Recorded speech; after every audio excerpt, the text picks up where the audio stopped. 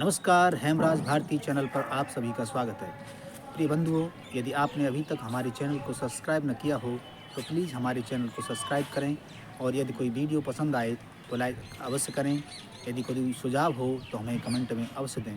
Bell icon यानी घंटी सबसे ऊपर 3 घंटी में से पहले आल वाली घंटी को अवश्य दबाएं, जिससे कि वीडियो की नोटिफिकेशन आपको सबसे पहले मिलती रहे। धन्यवाद। नमस्कार, हेमराज भारती। सनातन धर्म की अनेक संस्थाएं हैं। आर्य समाज कोई संस्था नहीं है। आर्य समाज एक सतत आंदोलन है जो महर्षि दयानंद सरस्वती जी ने सनातन वैदिक धर्म और सनातन वैदिक राष्ट्र की रक्षा के लिए आरंभ किया था। मैं इस्लाम का विद्यार्थी हूं। मैं इस्लाम को समझने का प्रयास करता हूं और मुझे बड़ा दुख होता है 1400 साल तक हम लोग इस्लाम के सबसे निरीह शिकार रहे, लेकिन पहला व्यक्ति जिसने इस्लाम के बारे में लिखा वो हमारे महर्षि दयानंद सरस्वती थे। उनसे पहले लिखा नहीं है। स्वामी जी मुझे यहाँ आने का आदेश देते हैं।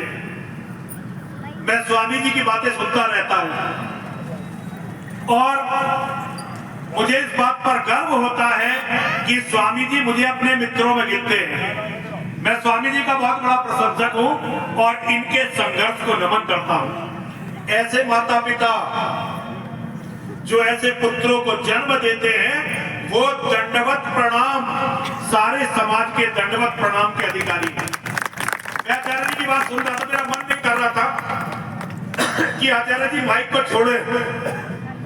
ऐसा लग रहा था जैसे ज्ञान की एक गंगा बह रही हो जो हमें हमारा इतिहास, हमारा भूगोल और हमारा वर्तमान बता रही है। लेकिन कार्यक्रमों की ये बात होती है, अगर मैं बिना बोले चला जाता तो स्वामी जी को लगता कि आया और बोल के भी नहीं। और आप लोगों के धैर्य की परीक्षा लेना ये भी ठीक नहीं है। तो जो समय आचार्य जी को मिलना चाहिए था, अब उस समय में हम 2 वक्ता हो गए, आचार्य जी भी और मैं। इतने समय के आचार्य जी अधिकारी हैं। उनका ज्ञान और उनका साहस, सत्य के प्रति उनकी निष्ठा ये प्रणाम के योग्य है और ये बताने के लिए काफी है कि वो वास्तव में महर्षि दयानंद सरस्वती जी के अनुयायी हैं।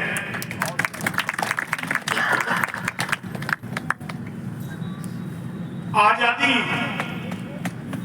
स्वतंत्रता, अगर किसी सन्यासी ने सनातन धर्मियों के समाज को समझाई, इससे पहले सनातन धर्मी इन दोनों शब्दों को भूल चुके थे।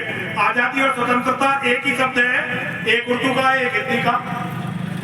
हम लोग इसे भूल चुके थे। इस शब्द को यदि किसी ने समझाया, जो कहते हैं ना कि 1857 की लड़ाई ये आजादी की लड़ाई थी, नहीं, 1857 की लड़ाई आजादी की लड़ाई थी नहीं। अगर वो आजादी की लड़ाई होती हिंदुओं के लिए तो उसका नेता बहादुर शाह जफर नहीं होता। ये आजादी की लड़ाई नहीं थी। ये तो झूठे इतिहासकारों ने हमें कंफ्यूज करने के लिए इसको इसी तरह कह दिया। और ये गलती सबसे बड़े सनातन धर्मी वीर सावरकर जी से भी हुई, क्योंकि पहले वो इस्लाम को समझते नहीं थे। जैसे महर्षि दयानंद सरस्वती हैं, उसी तरह की महान आत्मा वीर सावरकर हैं। लेकिन मनुष्य के सीखने में समय लगता है। पहले सावरकर के 2 रूप हैं। एक सावरकर जेल जाने से पहले, काला पानी की जेल जाने से पहले के सावरकर, और एक स्वामी जी काला पानी के बाद के सावरकर।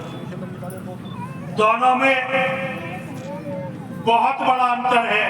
एक सावरकर अंग्रेज से लड़ रहा था और दूसरा सावरकर इस्लाम से लड़ रहा था। दोनों में बहुत बड़ा अंतर है। मैं स्वामी जी से मेरी चर्चा चल रही थी। स्वामी जी का एक दिन फोन आया। स्वामी जी ने कहा 14 तारीख को छाता पहुंचना महाराज जी। मैंने कहा जी आपका आदेश शिरोधार्य है। स्वामी जी ने कई बार फोन किया, मिलने आना चाहता हूँ, कार्ड देना चाहता हूँ। मैंने कहा स्वामी जी आप जैसे योद्धा को मिलने आप रोज आइए, कपल लड़ाने के लिए रोज आइए। लेकिन कार्ड के बहाने से बताइए आपको मुझे से छोटे मोटे आदमी को कार्ड देने आने की जरूरत। और ये मैं इसलिए नहीं कह रहा कि बनावटी बात कर रहा हूं, मैं आप स्वामी जी के विचार YouTube के माध्यम से सुनता हूं। स्वामी जी वास्तव में महर्षि दयानंद सरस्वती जी के न केवल अनुयायी हैं, बल्कि ये कहना चाहिए कि उनकी सेना के सबसे बड़े योद्धाओं में से एक है। और ऐसे योद्धा का सदैव सम्मान होना चाहिए, उनका एक क्षण भी व्यर्थ नहीं होना चाहिए। और स्वामी जी केवल यहाँ की बात नहीं है, आप जब भी आदेश देंगे, जहां आदेश देंगे, केवल आपको बताने की जरूरत है, मैं आपको वहीं बैठा हुआ मिलूंगा। यहाँ हम छाता में बैठे हुए हैं, उत्तर प्रदेश की धरती है। मैं पिछले 27 सालों से इस्लाम का अध्ययन कर रहा हूं और इस्लाम के बारे में जो मैंने सीखा वो सारी दुनिया को सिखाने का प्रयास कर रहा हूं, सारी दुनिया को बताने का प्रयास कर रहा हूं। मेरी किसी से कोई व्यक्तिगत लड़ाई नहीं है, मैं व्यक्तिगत बातों में पड़ता ही नहीं हूं।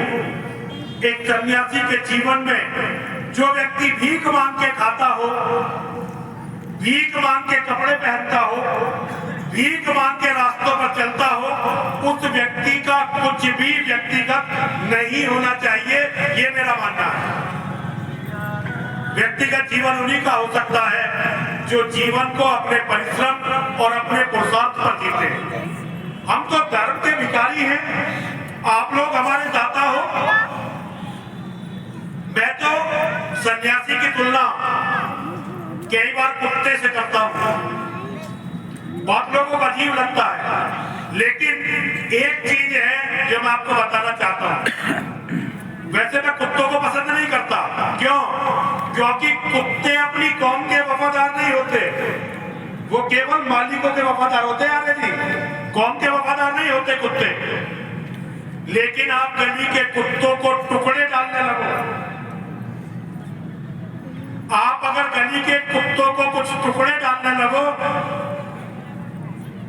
और उस गली में आकर कोई व्यक्ति कुछ दिन इस तरह बीत जाए और उस गली में कोई चोर, कोई डकैत, कोई बदमाश आकर आप पर हमला कर दे, तो वो कुत्ते उस बदमाश चोर को खा जाएंगे।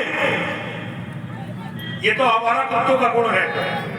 और वैसे भी जिस मोहल्ले में हमारा कुत्ते रहते हैं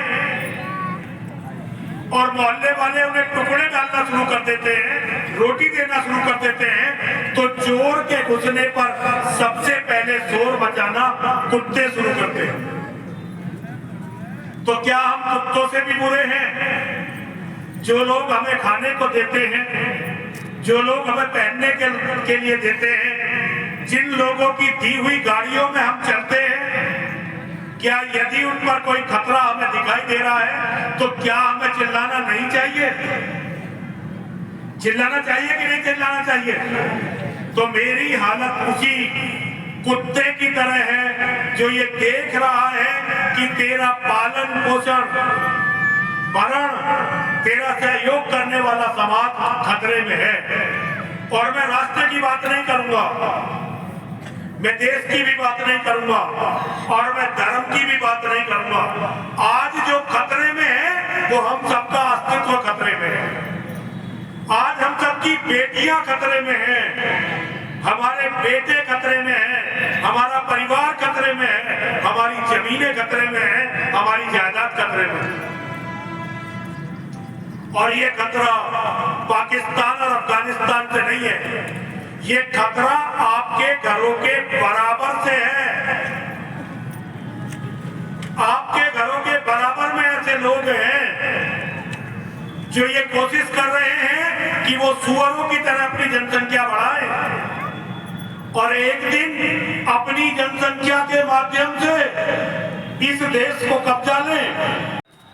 नमस्कार, हेमराज भारती चैनल पर आप सभी का स्वागत है। प्रिय बंधुओं, यदि आपने अभी तक हमारे चैनल को सब्सक्राइब न किया हो तो प्लीज़ हमारे चैनल को सब्सक्राइब करें और यदि कोई वीडियो पसंद आए तो लाइक अवश्य करें। यदि कोई सुझाव हो तो हमें कमेंट में अवश्य दें। बेल आइकन यानी घंटी सबसे ऊपर 3 घंटी में से पहले आल वाली घंटी को अवश्य दबाएं, जिससे कि वीडियो की नोटिफिकेशन आपको सबसे पहले मिलती रहे। धन्यवाद। नमस्कार। हेमराज भारती।